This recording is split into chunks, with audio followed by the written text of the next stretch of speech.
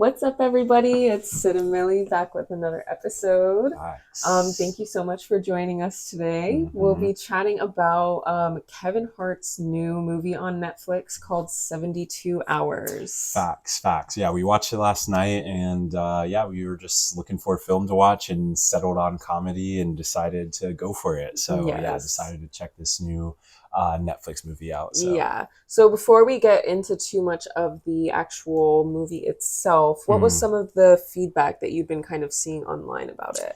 I mean, kind of mixed reviews, I would say. Some people were saying that it was actually like one of Kevin Hart's funnier movies in a little while. And other people felt like they couldn't get through like 15 minutes of it. Yeah. So yeah, a little bit of a mixed bag, but I feel like that kind of is always the story with comedy films. I hmm feel like comedy movies are always kind of hit or miss, whether it's comedic or not, you know. Yeah. And I feel like even comedy movies that are funny in moments can sometimes get judged harsher because of some of those like cringy moments, so to speak. Yeah, Yeah, definitely so hear that. Yeah, I feel like there was some of that in this movie for sure. I yeah, feel like yes, maybe a bit definitely. of judgment on maybe the storyline versus the Yeah, comedic aspect because it yeah. was pretty funny at a lot of Yeah, points in the facts. movie. And I feel like that really is a big part of, deciding what you're going to watch. Are you genuinely in the headspace to watch a comedy? Like, are you genuinely in the headspace for laughs, for Right. giggles, to take a movie kind of not seriously and Right. just enjoy the film? I think that that kind of plays into it as well because yeah, if you're in a pretty serious mood, probably a comedy isn't the vibe for you at the moment. Yeah, And definitely not. yeah, so I think a little bit of that is on the viewer, right? Watch what you're truly in the mood for, watch what you're truly looking for. Yeah, exactly. And hmm set your expectations accordingly. Because Absolutely. for a comedy, you kind of expect some of those cringy moments. You expect some Yeah, of the like ridiculous storyline of like, okay, facts. yeah, whatever. But Yeah, like yeah, genuinely, we were in the headspace for it. yeah. And I had a good time watching the Facts. Yeah, movie. so did I. Yeah, I think setting expectations is so important. I mean, there are so many films, rom-coms, comedies where the storyline is like, Yeah, yeah, so but why does this one have to yeah, be a so perfect it's just like, yeah, storyline? just go watch the film and go for just the enjoyment, look for the laughs and go into it a little bit lighthearted. That's our Yeah, recommendation. absolutely. And don't be so harsh on poor Kevin Hart. Yeah, facts. I know Kevin Hart gets a lot of like flack because of like some of the movie roles he picks up and stuff. But I think, for someone whose main gig is stand up comedy to be breaking into movies and the movie industry this much, at the end of the day, this is just like his side gig, Facts. anything outside of just pure like stand up comedy or like jokes is outside of Side his normal quests. wheelhouse. Yeah. And I think per normal, Kevin Hart gets a bad rep and gets kind of slagged in the media and by other people. But at the end of the day, we all know that there are way worse actors out there, Yeah. way less funny comedians that are Yeah. in movies. So yeah, I think I will gladly take Kevin Hart and his jokes over some of the other people that are in the Definitely. industry. Definitely. And that's no shade to the other comics. Just No, the of fact that Kevin course. Hart is one of the best. When you watch a movie with Kevin Hart, when you watch one of his specials, you expect to laugh and you will Yes. laugh. And that Yes. is almost like a Kevin Hart guarantee. Definitely. And 72 hours was no different than that. Yeah. Yes, So, exactly. So, segueing from there. yeah, with all of that said, So basically the premise of the movie, yeah, Kevin Hart is of course the main character. naturally. I think his name was Joe in the Yeah, something movie, like that. something Yeah. like that. Now I can't I think it remember. was It Joe. was Joe. Yeah. Okay. Anyway, so he is working for this like marketing firm, hmm and their whole job is to be selling, not whole job, but one of their biggest clients is selling like a vodka called Unlimited. Yeah. And he presented his idea for an ad, and they hated it. They Yeah. absolutely Yeah, they did. hated it. Yeah. So from there, he has to figure out how to keep his job. And the reason they hated it was essentially because they Yes. are trying to target millennials and Gen Z and the younger age groups who are now like of purchasing age. So Mm-hmm. they're trying to make an ad that connects with the younger age groups. And essentially Kevin Hart's original one was just massively off base of that. Yeah, You know, very much it catering to an older crowd. exactly. It Yeah. was like an older parent trying to be cool at that moment, like that kind of Yeah. boomer vibe. So, yeah. So essentially, his job is at risk. He's up for promotion, but somehow, you know, he's up for promotion, but also at risk of being fired. Right. Not Oh, sure how maybe it that was like if happens. he got this deal, he would get the promotion. Exactly. Right. And And if then not, like he would cut. get, yeah, loses his job. So pretty high stakes Yeah, for yeah. Joe in this Yeah. scenario. And meanwhile, after he gives his pitch, which they hated, he, you know, starts getting these random text Gets messages. added to a group chat. Yeah, which we've all been there before. Some random group chat, a bunch of numbers you don't know. They're sending messages, and you're like, "What the f am I Who doing are here?" you? Yeah, So he yeah, starts responding and interacting with them and like sending them money yeah. Like just giving them like money. for fun. Yeah, Just like he's like, "How about um, this fight? Venmo you $200." And they were yeah. like, They were "Okay." like, "Okay, old guy. Yeah, They're in like like who probably are their you?" early Yeah, 20s, they're like early to mid college. 20s. Yeah, Yeah, like depend. just Yeah, graduated college type vibe is what I yeah, was getting from them. yeah, But yeah, so it's like a friends group. They're going down to Miami for a bachelor weekend, and Joe, aka Kevin Hart, decides he's going to go down with them after he's been pseudo invited. yeah. But Because he's been like paying them money, and he was he like, "How do rented you guys feel if I like book this whole thing for the whole the weekend and pay for Airbnb. yeah, the Yeah, Airbnb for the whole weekend and and it's like pay for some everything?" mansion.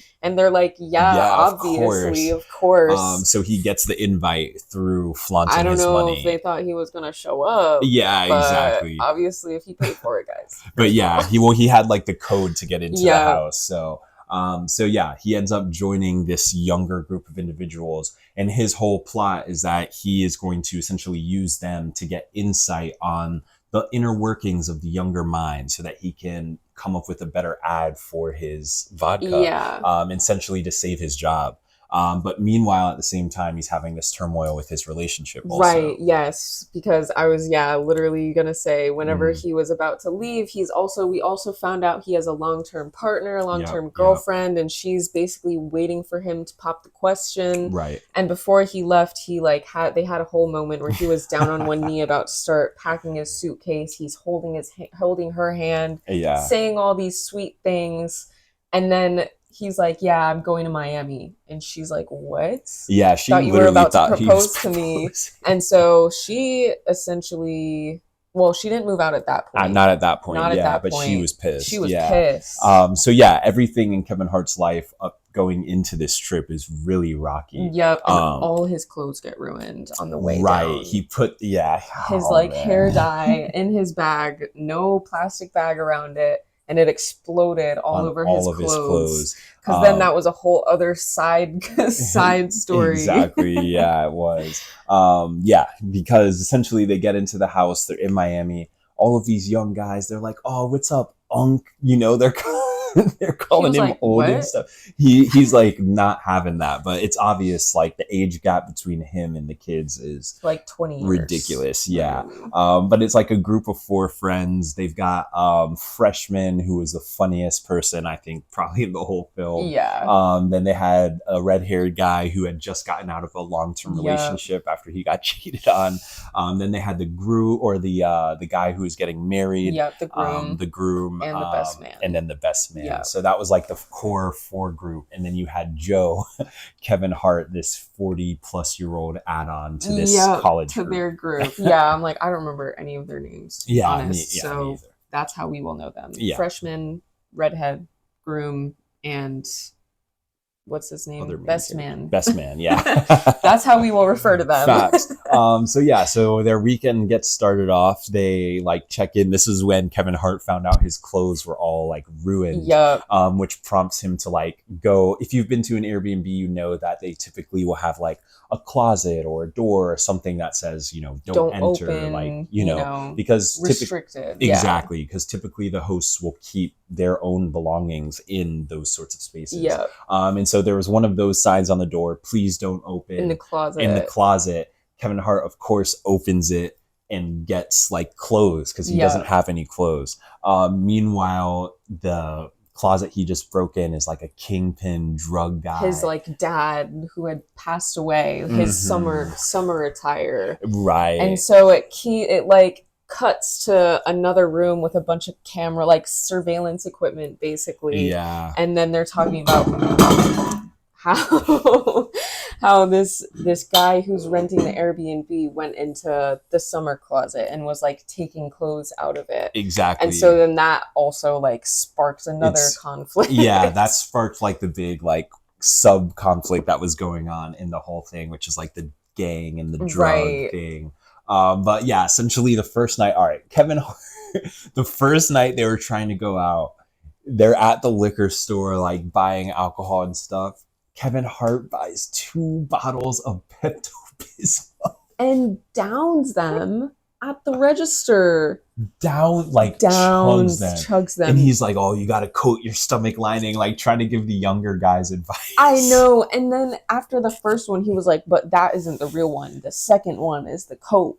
And we're like, bro, 2 whole Insane. bottles of Pepto Bismol. Yeah, so they get on the bus, they get on the party bus, whatever. Bro starts projectile bombing on everyone. Yeah, well, because they, and like another weird thing at the liquor store was him recording his like notes on his phone because he's there doing he's there as like It's like a undercover recon. basically. Yeah, Like exactly. doing recon on the younger people. So he's like talking to his phone and Facts. making notes about what they're doing and everything, and like talking about their like emotional check-in thing. Yeah, and then, yeah. yeah, on the bus they did the nicotine patches. Yeah, yeah. And then he swallowed them. He swallowed 2 of them. And was drinking and everything. Had and never done one of those nicotine patches. And 3. if you've done one of those, if you've done the nicotine patches, the ones that go in your lip, you know that the buzz that those give you, especially for the first time, will like knock you off your feet. Really? And okay. so for the fact that he hadn't done them before and put 3 in the first time, cooked. He was cooked. Yeah. So cooked. naturally, after swallowing 2, he starts projectile bombing, which was hysterical. It was so funny. Oh my god.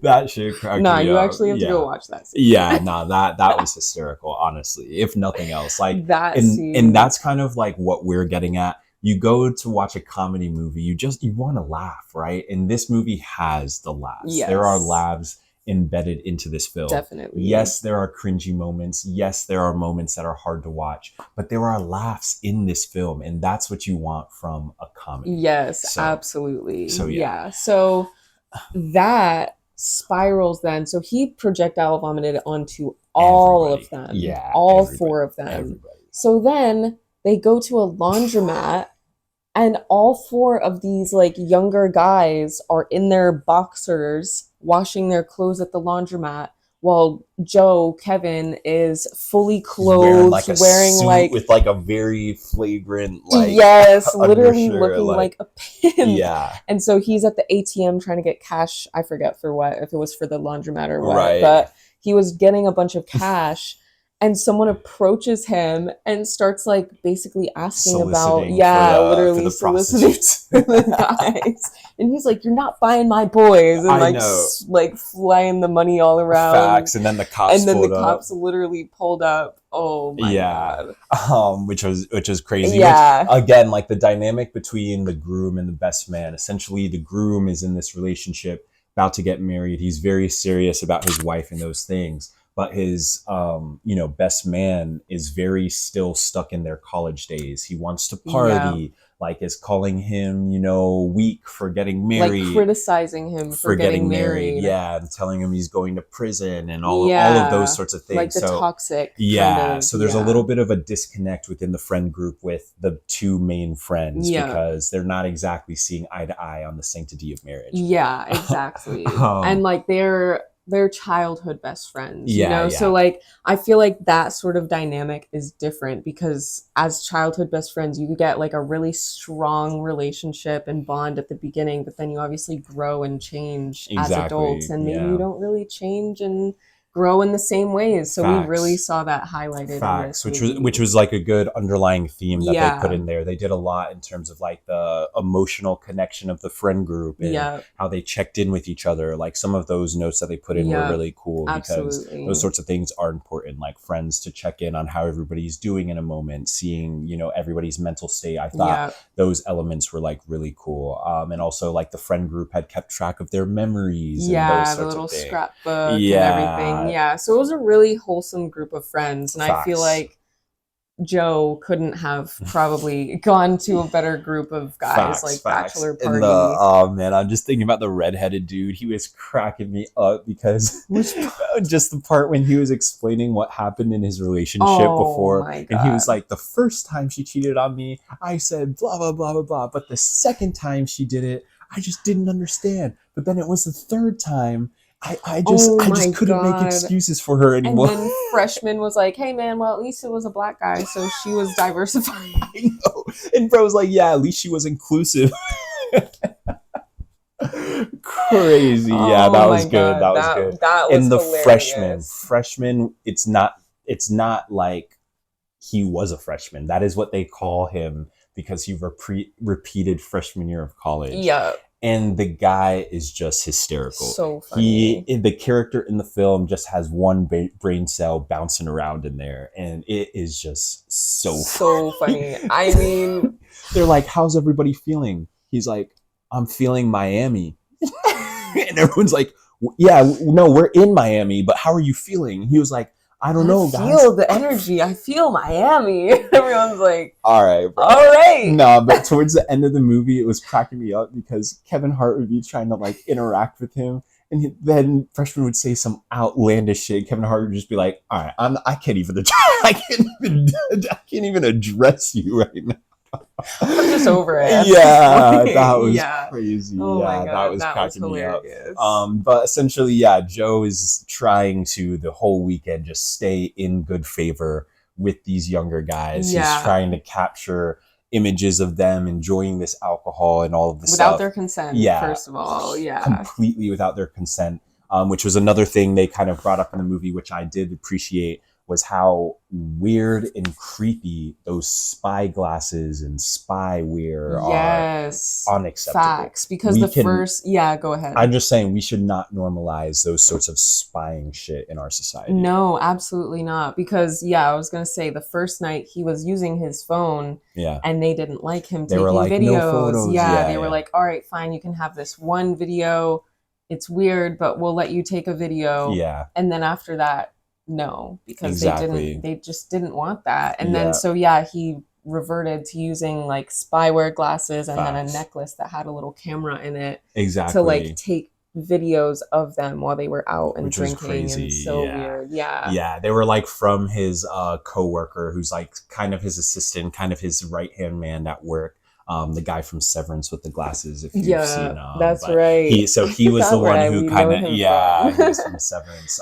But he was the one who kind of supplied the like glasses and stuff to Kevin, which he utilized. But basically the plot kind of all came to a head when they were trying to rent out a yacht the next day after Kevin had thrown up on everybody. So he's trying to rent a yacht. He's unable to do so. So instead they end up just going up to a yacht party that was going on a huge yacht. Right. And then because the night before, after the cops had came, they ran, and he, after climbing over a fence, had grabbed the like badge off of one of the cops' necks. And so like he still had it.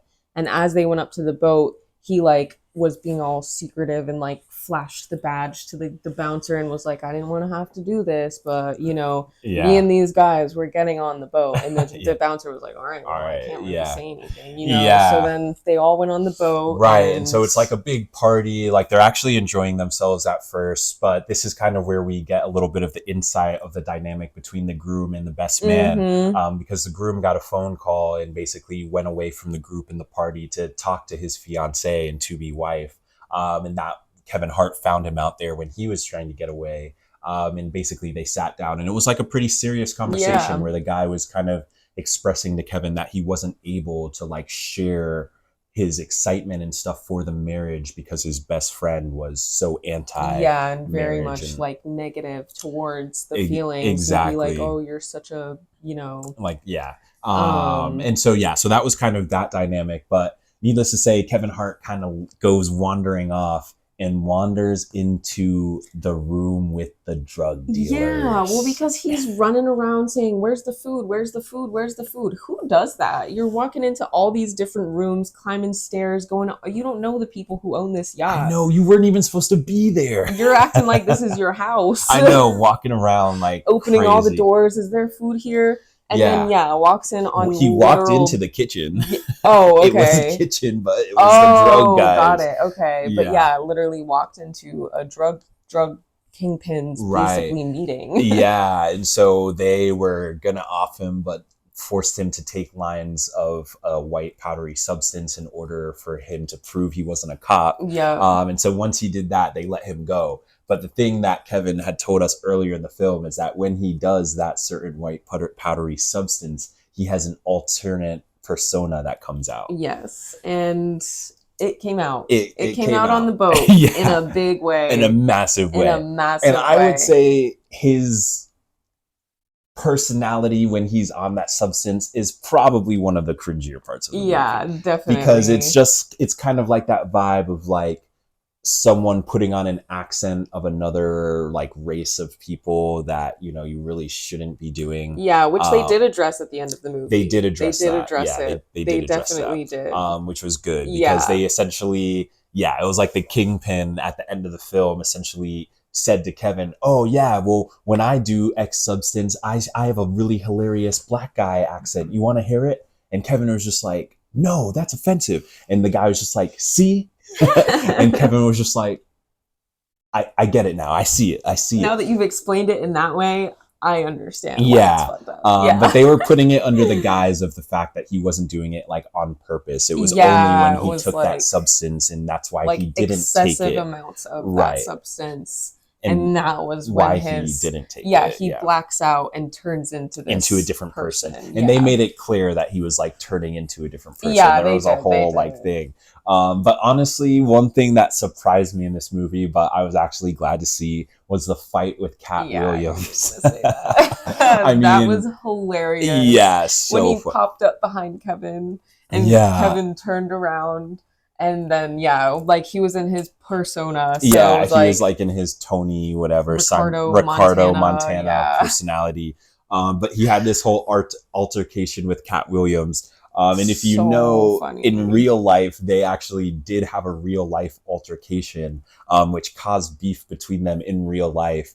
And Cat Williams actually showed up at Kevin Hart's roast, which was recently came out. That was hilarious. And so, it was kind of cool to see them working together again. They kind of had that like typical movie fight scene where it's just like dramatic and extra. And but it was like very fitting of like Cat Williams and Kevin Hart's relationship, where like even though they might not love each other, they still work together and have respect for each other. So I really liked like that scene. It was a good homage. It really was. When we saw Cat Williams pop up, we were like, no way. I can't believe they did that. Yeah, that was funny. So good because one of the guys in the background too, you could hear, it was like, is that Cat Williams? They're like, does Joe know him? Which is pretty funny. Kind of like breaking that third wall a little bit. And then also, Mike Epps was also in the movie a little bit earlier. So if you've been around like black comedy for a while and watched black movies from way back in the early 2000s, 90s, you know who Mike Epps is. So it was cool seeing him get a little cameo in the movie as well, because he's just a classic comedic character. So, absolutely. That was cool really good. But needless to say, when they're on the boat and when he is on that substance, this guy that comes out of Joe, essentially, he acts crazy. He starts, flaunting himself at this party. And again, they're on a drug dealer's boat. So literally cuts the music off, starts talking about he's the king of Miami, jumps on a table, is like self-proclaiming himself as the king of Miami on a drug kingpin's boat. Right. So of course they come out to see like why it got so quiet, what happened to the party, because they're covering up for an operation they're doing below deck. And they essentially are like, get that guy.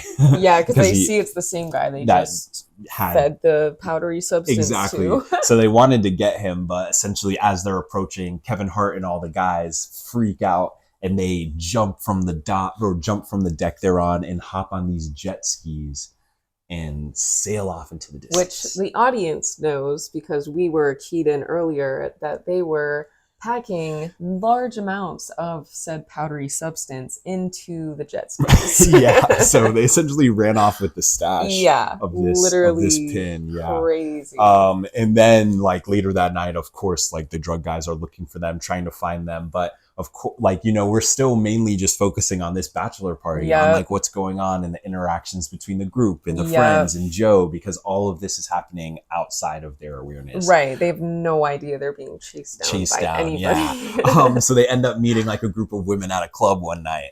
And, you know, it's going really well. The redheaded guy who's, you know, depressed over his ex, he's making out with someone. So they're feeling the vibe with this group friend of women that they met at this club. Yep. And then one of the women is like trying to be all over Joe, aka Kevin Hart, like really aggressive. really going for so it. Aggressive. Yeah. So crazy. Yeah. But I feel like, again, I think they were doing that to kind of show what it's like for women when men are overly aggressive. You know what I mean? Like, I feel like they put that in there to be one of those like role reversals to bring attention to what it's like when you keep telling someone no to their advances and they just keep pushing and keep pushing. And I feel like a ton of women experience that. So it was like a good kind of switch because he was like, no. And she was like, I'm going to do something. Yeah, facts. The bargaining, that was crazy.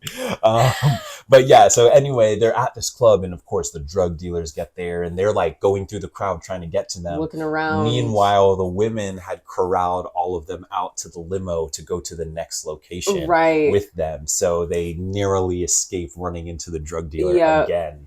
And they get into the limo with these women. Well, and at that moment, before they get into the limo, as they're kind of getting into the limo, Joe gets a call from his girlfriend.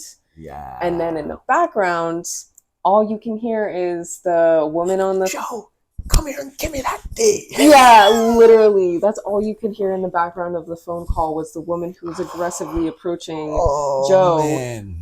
Like yelling at him, talking about like just a bunch of sexual stuff and yelling his name. And imagine being his girlfriend on the other end of the line, hearing a woman yelling, Joe, come back here. Yeah. But not even to mention the things she was saying. Crazy. Insane. So at that point, his girlfriend is like actively, I'm moving She's out. like, I'm moving out. I'm done with this. You don't prioritize me. You're down in Miami right now doing whatever. Doing God knows like, what. You're not serious about me and our relationship. So she's like, I'm moving out. Yeah. Joe is, of course, upset, but doesn't drop what he's doing to fly back to her. He still gets in the stretch limo. Yeah. They start driving around with this group of women.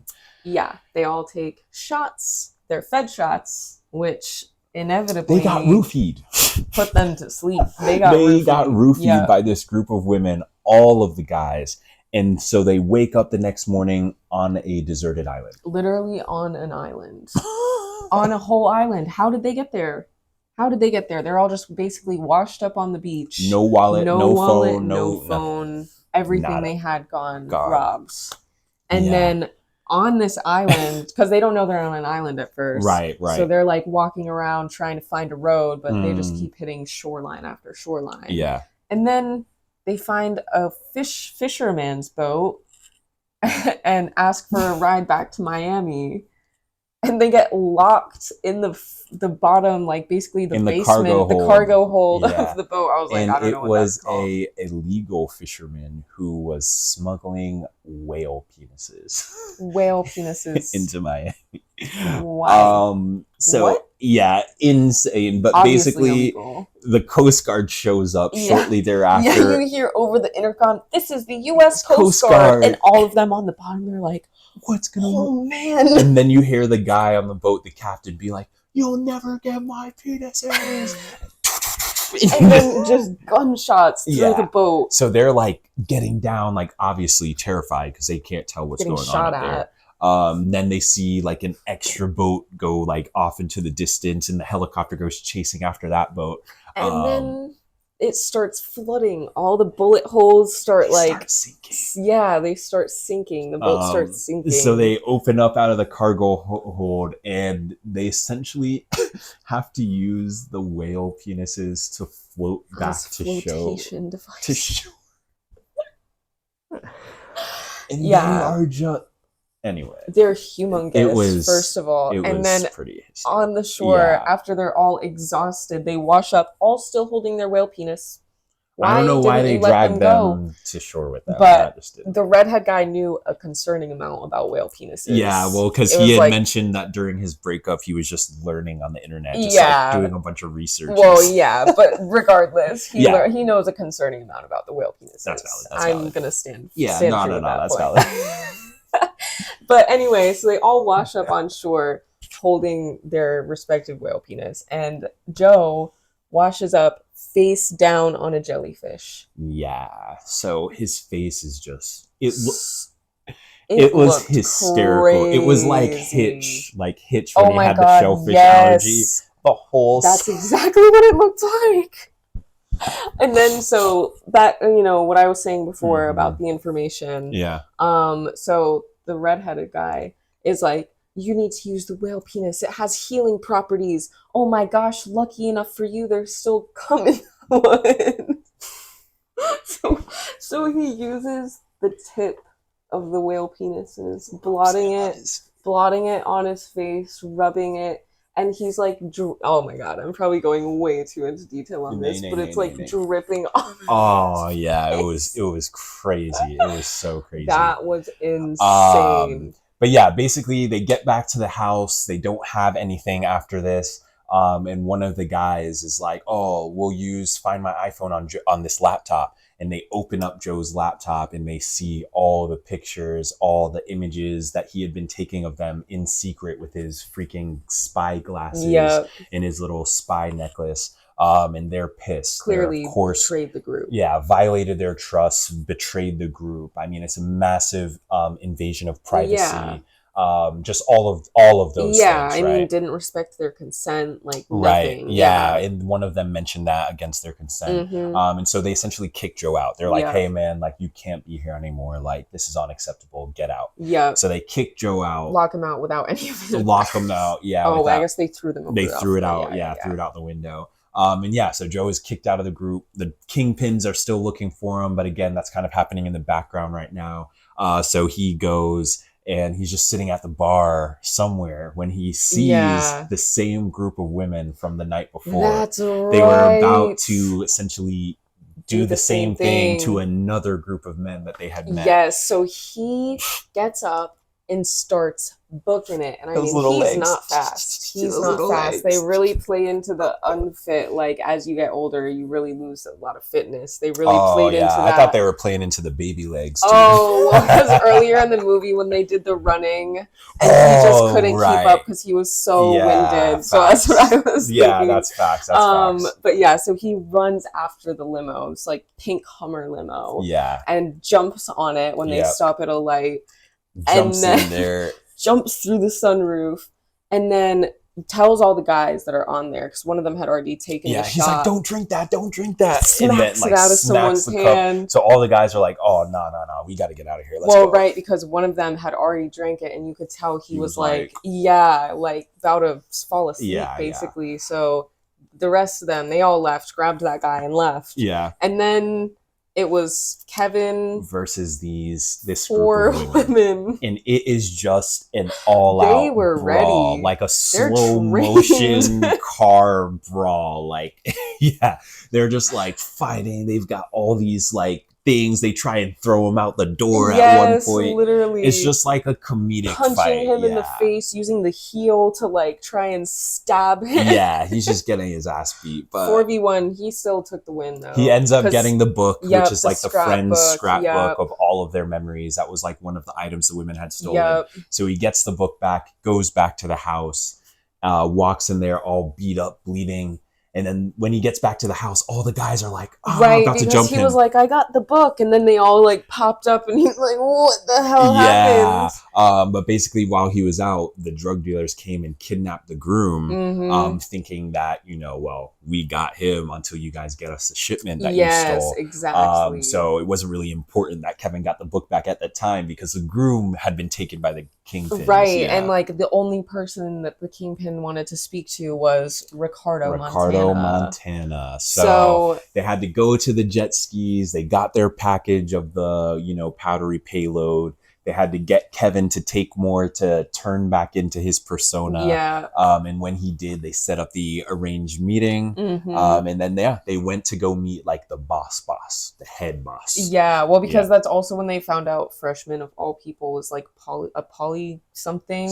But he speaks multiple languages. Yeah. Turns out Freshman was a genius. Yeah, because that's how they found out they were whale penises. Right. Because he read the boxes. He read the box. So crazy. They had Kevin, Joe, whatever, do a bunch of cocaine, do a bunch of the powdery white substance. Yeah. And then he turned back into his alternate persona to set up this meeting. But yeah, basically at this point it's kind of like the climax of like the main like plot that happened. So we meet like the head Kingpin, the powdery substance has worn off, so Kevin Hart is just Joe. Yeah, he had come back down to himself. So of course he's afraid. But yeah, he basically has this conversation with the Kingpin. He's wearing the guy's like his late father's clothing, which provokes like emotion from the Kingpin. He was really more like sad than anything. Yeah, well, once he found out that Joe is just a civilian, he was like, you're not a drug lord, so I'm not going to shoot you or anyone else. He was like, I don't hurt civilians. Yeah, literally. Because he was like, I called around, no one's heard of you. Yeah. And so Joe it basically explains everything. He's like, this is not who I am. I'm just a marketing guy at some company. Like, my whole life is in shambles. This is just not real, like essentially. And so the guy actually forgives him. Lets the groom go. Right. Lets the groom go. They pick up their shipment. He actually hugs Gives Kevin him Hart. A long hug. Yeah, because smells him a lot. Yeah, but again, it was. I know. I know. It was because the suit. Yeah, it was weird. Kevin Hart was looking around like, what's happening here? Am I about to die? The whole time. Literally. And Joe's just like giving him a long, loving hug. Right, because the clothing smells like his father. Exactly, yeah. So he has Kevin take off the suit jacket, lets him keep the rest, and they walk away like scot-free. But the part that sent me, the guys, after Kevin's walking away from the interaction, he's like, yo, what's that on your pants? Kevin's just like, it's shit. I shit myself.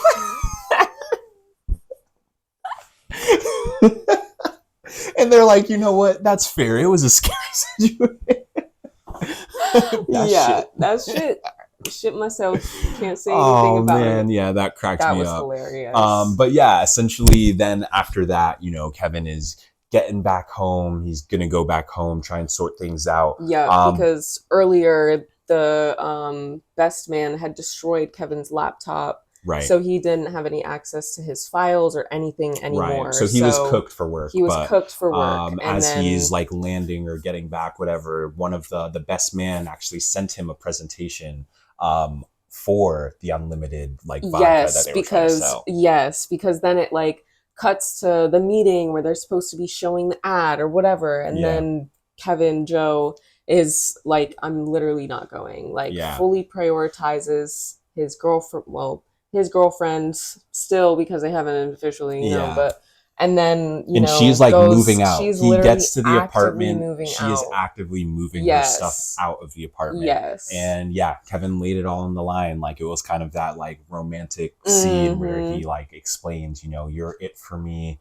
You're like, I'm serious about you, like all that stuff. And she was like, oh, well, what about your presentation? He was like, I'm missing it right now. Yeah. Like I'm here because you're my priority. Yeah. So that was beautiful. Yeah. That was super cute. It was a really nice moment. And then from there, it like jumped ahead to the wedding. Yeah. Which was Joe and his fiance now, because they showed her looking at the ring. Yeah. His fiance were there. Yep. He was part of the friends group. He had made it into like the scrapbook. Mm-hmm. And he was invited to their wedding. So he was there with them and he had hired the best man to work for him at his own marketing company. Yes, that's right. So it worked out for everybody. Yes. It was like a nice slice. Yeah, it was such like a everything happens for a reason. Yeah, moment. It's definitely. like there's no coincidences on him getting added to the group chat and like going through all this stuff. You know, like they came out of it so much stronger as like somehow as like a family. Yeah, exactly.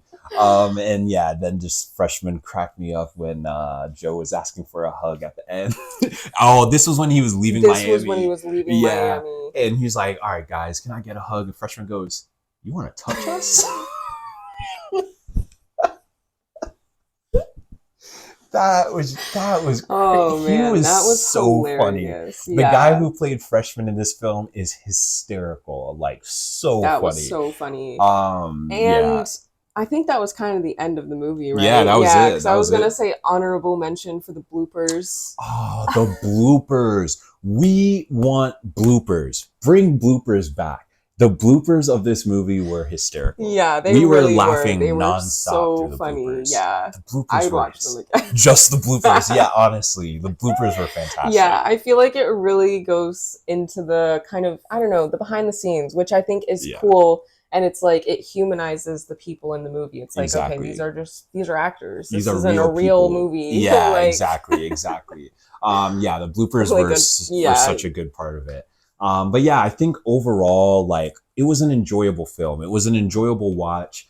Yes, there were moments that were kind of hard to get through, but I think the laughs made up for those moments. I think the laughs, the kind of community wrap up of not only the friend group and those relationships, but also of Kevin Hart and his relationship. Yeah. I think they did a good job of kind of mixing in like not only like the romantic element, but the bromance. Definitely. And still making it funny with action and drama and drug lore. You know what I mean? Yeah, like it had a lot of stuff in there. It really did. Yeah. And I think one of the other things that we had talked about with the whole like US Coast Guard and the drugs and like we were glad that they also didn't have them like get involved with any shooting and guns or anything like that, you know, like that is too far, you know. I feel like that would have made it for us like, okay, yeah, I can see why people didn't like it, not really for this, you know, but I think they did a good job keeping it more of like a lighthearted, funny, and like these guys aren't about that, and they're not just gonna pick up these skills out of nowhere.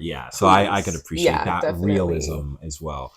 So I guess as like a comedy, how would you rate it? I think I would go, just because of like probably some parts of the storyline and like the cringy parts, I'd probably go like 7 out of 10. Nice. Maybe okay. 6.57 would be fine. What about you? I'm gonna hit it with a 6.5, 6.5. Again, like so I think 6.5 average. Yeah, I think the average would be 6.5. Yeah, just because again, like we wanted to watch a comedy movie to laugh. And we laughed, so it achieved its purpose. Yes. You know, was it? You know, is it going to be an Oscar nominee? Probably not. But it is a movie that's an hour and a half that will give you some good laughs. So for me, that's what you expect from a comedy. Yeah, absolutely. So yeah. So overall, those were our thoughts on Kevin Hart's new film on Netflix, which is called 72 Hours. Pretty good watch. Yeah, absolutely. We recommend. Yeah. So if you made it this far, thanks for watching. And we'll see you next time. Peace. Bye.